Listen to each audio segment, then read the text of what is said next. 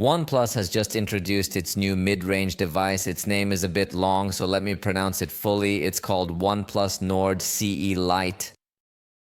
In fact, you could still add G to the name, but let's leave it at that. This device, despite being mid-range, indeed promises to offer some high-end touches so that users can have this experience.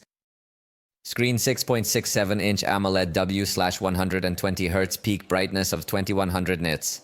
Interestingly, it also includes a headphone jack, which is something that is generally not included in high-end devices and is becoming less common in mid-range devices.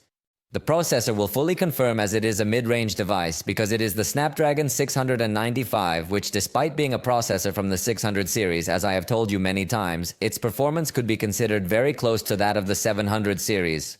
It also comes with 8 GB of LPDDR4X and 256 GB of UFS 2.2 storage. In fact, it also supports microSD up to 2 TB, allowing you to extend its storage even further.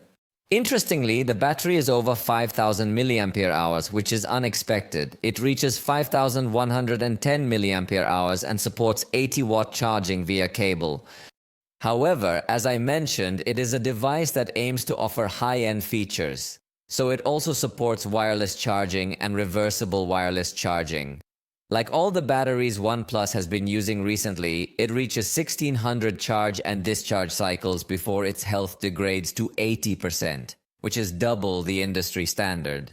For photography, it offers a 50-megapixel main camera with the new Sony Litia 600 sensor, which also has optical stabilization. Thanks to this new Sony sensor, it also supports 2x optical quality zoom. However, for photography and the second camera, it confirms that it is a simple device as it only has a 2-megapixel depth camera. Additionally, it has a 16-megapixel front camera. So, as you can see, it has some features that are very uncommon in the mid-range, like wireless charging, but also much more common things like the depth camera. The device will be available in 2 colors, Super Silver and Mega Blue. It has been announced in Europe at a price of €329, and I have no doubt that it looks very similar to a Sony device. I hope to get it soon to try it out if it gets released in more countries, or we'll have to see if they only distribute it in Europe.